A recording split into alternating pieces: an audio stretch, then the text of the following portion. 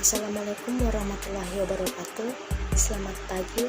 Sebelumnya saya ucapkan terima kasih kepada dosen pengampu mata kuliah akuntansi perpajakan, yakni Ibu Fajriani Asis SPD MSI, yang telah memberikan tugas pengganti ujian akhir semester ini. Perkenalkan, saya Devi Mawarniho dengan NIM 2009015011020 dari kelas C, program studi akuntansi S1, Fakultas Ekonomi dan Bisnis di Universitas Negeri Makassar.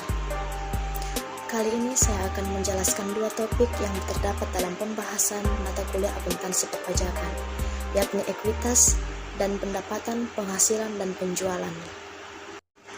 Baik, kita mulai dari topik yang pertama, yaitu ekuitas. Untuk yang pertama, ekuitas ini dapat dilihat dari sisi akuntansi. Menurut SAK-ETAP yang diatur oleh IAI tahun 2009, ekuitas sebagai bagian hak pemilik saham entitas, yaitu selisih antara aset dan kewajiban yang ada. Bentuk modal tergantung dari bentuk hukum entitas. Contohnya, modal PTA terdiri atas saham dan secara hukum terpisah dari kekayaan pemiliknya. Modal entitas perorangan dan firma tidak terbagi atas saham, sehingga secara hukum tidak terpisah dari kekayaan pemilik pribadinya.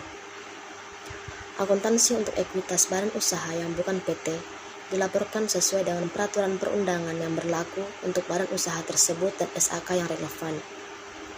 Sedangkan akuntansi untuk ekuitas badan usaha berbentuk PT meliputi saham preferen, saham biasa, dan akun tambahan modal saham, serta saldo laba. Yang pertama, modal. Modal saham merupakan bagian dari ekuitas suatu PT yang dikontribusikan oleh pemilik. Jenis saham dapat meliputi saham biasa dan saham preferen. Saham preferen memberikan hak lebih kepada pemegang sahamnya berupa pembagian aset terlebih dahulu pada saat likuidasi, pembagian dividen, konvertible, dan dapat ditebus kembali. Penjualan saham umumnya berdasarkan harga pasar. Selisih antara nilai nominal dan harga pasar merupakan agio ataupun disagio atas saham. Kemudian yang kedua yaitu tambahan modal. Saham menurut SAK-ETAP yang diatur oleh IAI tahun 2009, akun tambahan modal saham terdiri dari berbagai macam unsur penambahan modal seperti agio saham, tambahan modal dari perolehan kembali saham dengan harga yang lebih rendah dari jumlah yang diterima pada saat pengeluaran, tambahan modal dari penjualan saham yang diperoleh kembali dengan harga yang di atas jumlah yang dibayarkan pada saat perolehannya, kemudian tambahan modal dari perbedaan kurs modal saham dan lain sebagainya. Yang terakhir yaitu pos laba. Pos saldo laba biasanya disajikan terpisah dari pos modal saham. Biasanya saldo laba disediakan untuk dibagikan sebagai dividen. Namun, apabila dianggap perlu maka saldo laba dapat dicadangkan untuk keperluan lain, seperti untuk ekspansi perusahaan, sehingga tidak seluruh saldo laba didistribusikan. Saldo laba adalah laba yang dikumpulkan setelah dipotong PPh, sehingga menurut akuntansi komersial, laba ini tidak boleh dibebani atau dikreditkan dengan pos-pos yang seharusnya diperhitungkan pada saat perhitungan laba rugi tahun berjalan. Pembayaran yang bersumber dari saldo laba tidak diperkenankan sebagai biaya untuk tahun buku berikutnya. Contohnya, pembayaran bonus, gratifikasi, dan jasa produksi. Selanjutnya dilihat dari sisi perpajakannya. Dalam perpajakan, penjualan saham kepada pihak ketiga yang dilakukan di Bursa Efek akan dikenakan PPh yang bersifat final.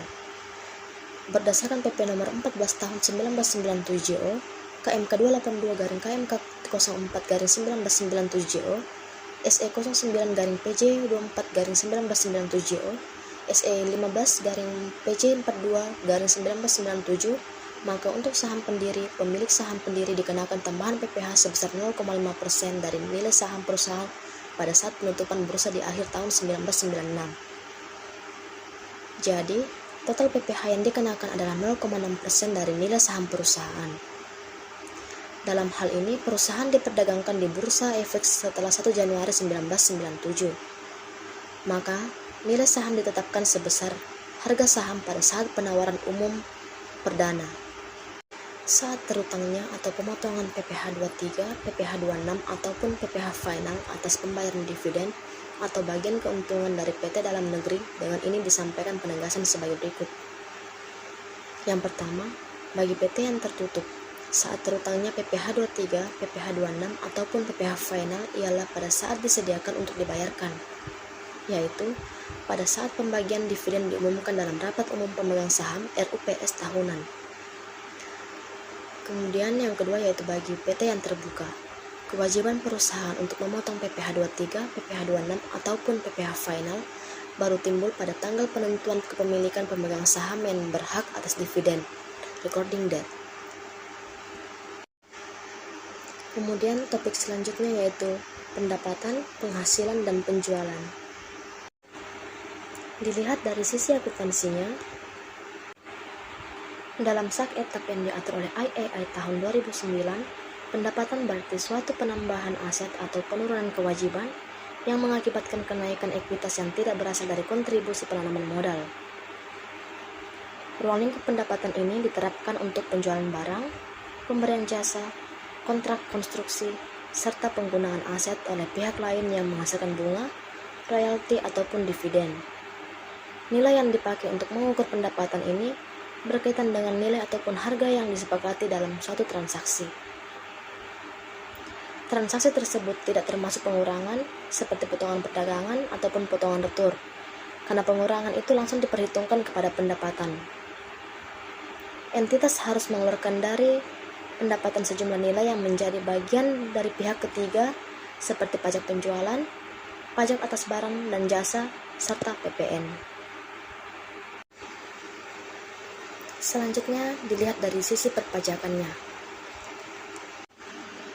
Menurut Undang-Undang PPh Nomor 36 Tahun 2008 Pasal 4 Ayat 1, pengertian penghasilan yaitu setiap tambahan kemampuan ekonomis yang diterima oleh WP, baik yang berasal dari Indonesia maupun yang luar Indonesia, yang dapat dipakai untuk konsumsi ataupun menambah kekayaan wajib pajak yang bersangkutan dengan nama dan dalam bentuk apapun. Untuk menentukan kapan penghasilan diterima, Undang-Undang Perpajakan menunjuk kepada metode pembukuan yang diselenggarakan oleh WP. Berdasarkan akrual atau kas basis, pendekatan akrual mengakui penghasilan pada saat diperoleh, sedangkan pendekatan kas mengakui penghasilan pada saat diterima. Itulah tadi sedikit penjelasan dari saya mengenai pembahasan dari topik ekuitas dan pendapatan, penghasilan, dan penjualan.